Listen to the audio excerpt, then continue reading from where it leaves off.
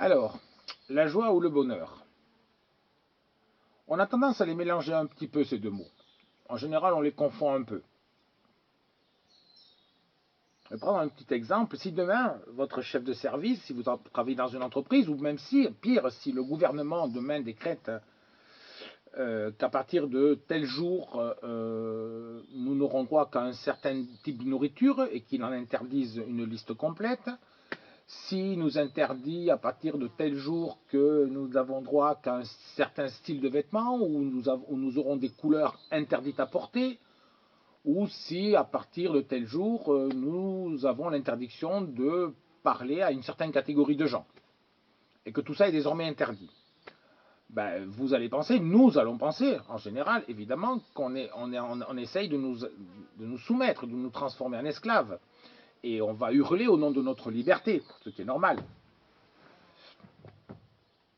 Mais si on obéit, mais à l'intérieur, si on obéit à des règles qui sont à des valeurs proposées par les autres, n'est-ce pas de l'esclavage si quelqu'un d'autre peut décider si vous êtes quelqu'un de bien ou de pas bien? N'est-ce pas de l'esclavage? Si vous pensez que les autres ont raison et vous non, vous allez prendre les idées des autres. C'est la pire forme d'esclavage, car elle est invisible. Et vous allez obéir à des règles qui ne vous appartiennent pas. Et jour après jour, demandez-vous si vous obéissez vraiment à vos envies, si vos valeurs sont vraiment les vôtres. Revenons à ces deux mots, joie et bonheur. La joie va être une manière d'être à la vie, une manière d'être au monde. C'est chaque jour goûter la félicité d'être en vie, de goûter à la caresse du vent ou du soleil ou même de la pluie sur son visage. La joie ultime d'être vivant, d'avoir eu la chance d'être vivant. Coluche avait une phrase sympathique qui disait « Si un jour tu es triste ou déprimé, rappelle-toi qu'à la naissance, tu es déjà le gagnant de 500 millions de spermatozoïdes. » Ben, c'est vrai que c'est une bonne idée d'avoir le sourire parce qu'effectivement, il y avait très peu de chances qu'on arrive.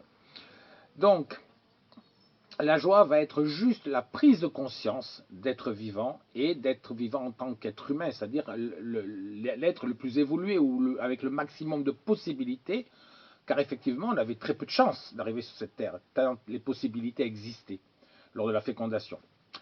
Par contre, le bonheur va dépendre de l'extérieur. On est heureux quand on a une belle maison, quand nos enfants réussissent, on est heureux quand nous avons des amis sympas, quand notre famille marche bien ou quand on a une promotion.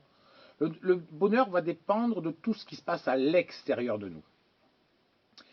Et si on va chaque fois attendre que le bonheur dépende de tout ce qui est à l'extérieur, attendre que ça arrive de l'extérieur, les chances d'être heureux tout le temps est quasi nulle. C'est la nature même des choses que ce n'est pas possible. La seule chose dont nous soyons sûrs, c'est l'extérieur et l'intérieur. L'extérieur, autour de moi, et l'intérieur, ce qui se passe moi en moi. En même temps, ce que nous voyons de l'extérieur, c'est qu'une interprétation de notre intérieur. Tout ce que nous voyons, nous entendons autour de nous, se passe à l'intérieur de nous. On l'interprète à l'intérieur de nous. Tout ce que je vois là va être interprété par ma rétine, puis mes aires cérébrales visuelles, qui va me donner une image. Donc, tout ce que je vois de l'extérieur va être une interprétation intérieure. Donc, on ne peut pas faire l'expérience directe de ce qui se passe à l'extérieur de nous. Alors, si tout se passe en nous, qui devrait déterminer ce qui se passe en nous? Quelqu'un d'autre? Bien non. On doit déterminer nous-mêmes ce qui se passe en nous. Les événements qui se passent autour de nous, on ne peut pas les déterminer. Pour nous, on n'a aucune prise, aucun pouvoir là-dessus, aucune puissance.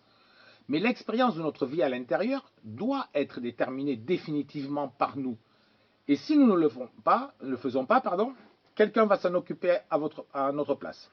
Ça, c'est garanti. Donc, toutes nos valeurs que nous avons en nous, tout ce que nous pensons, nos avis, il faut quand même les sacraliser et ne pas obéir aux valeurs des autres.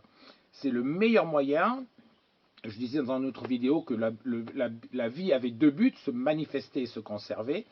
Garder ses valeurs, c'est le meilleur moyen de se conserver et ne pas obéir, se perdre dans les valeurs des autres.